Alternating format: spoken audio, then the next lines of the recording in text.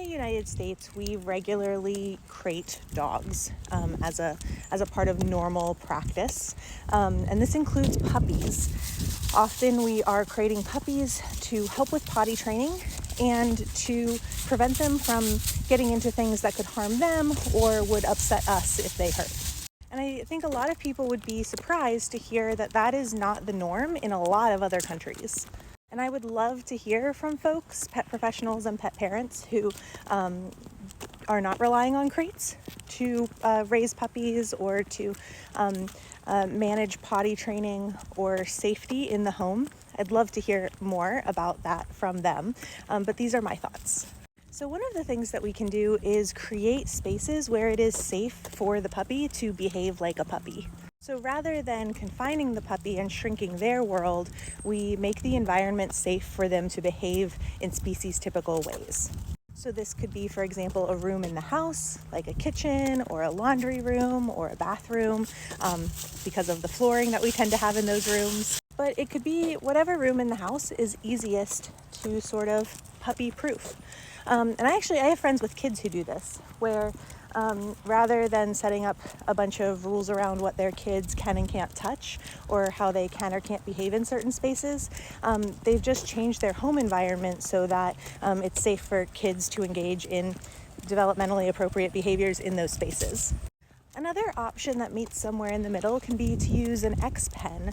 And X-pens are typically much larger spaces than crates if you put them together to make a circle, or you can use them to block off certain parts of the room. So this could also be part of that puppy-proofing the room. If, say, you have like a really heavy, old, expensive piece of furniture that you don't want the puppy to chew on, you could put an X-pen in front of it. X-pens, even when they are being used for confinement, often typically offer a lot more agency than a crate. The puppy's going to have areas to go to the bathroom. They're going to have options for different sleeping surfaces. We can swap out what's on the ground so that they're having different experiences on different surfaces, different textures. They can play. They can more easily engage in various enrichment activities. They can choose their sleeping spots. They can eat and drink. They can stretch out. Now, some folks may be clutching their pearls at the idea of training the puppy to go potty inside, because we may then have an extra step of going from going in a certain place inside to going outside. And then I think that can become a personal question of what is more important. Is it more important to give your puppy that experience, the agency, the practice resting in different spaces, the increased opportunities for species-typical and developmentally appropriate behaviors? Or is it more important to have, one step less on potty training? And the answer might be different depending on everyone's individual circumstances. A way to have both options, of course, could be to take the puppies out very, very frequently. So you're not actually having them go potty inside, but you're taking them out often enough that they're able to go when they need to, and they're going outside. And we're not necessarily relying on the crate to suppress that natural need.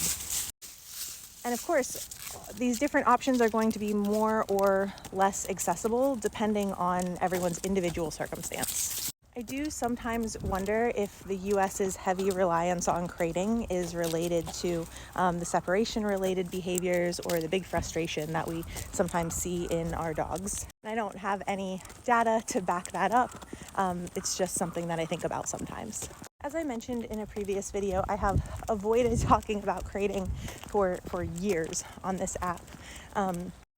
As I specialize in aggressive behavior and nervous system dysregulation, if I'm working with a puppy, it's because they are not developing typically. And while I may make use of crates if my client comes to me already acclimated to and very comfortable with a crate, or potentially if we are working on being comfortable in a crate for very specific circumstances like safety during car rides. Otherwise, I can't remember the last time that I taught crate training. We're much more focused on building independence through means of agency, because agency is going to increase well-being, reduce stress levels, increase coping skills, and increase resilience to stress. And so often teaching the dog to be crated is working against our goals of increased agency. And for my clients who are in their crates, our goal is often to decrease or eliminate their time in the crates. And I am here specifically talking about being confined, closed into their crates. Some dogs love it as a place to relax, but being able to go in and leave on your own is a very different beast than not having that option. And I know people have a lot of big feelings about crates and crating, particularly in the US.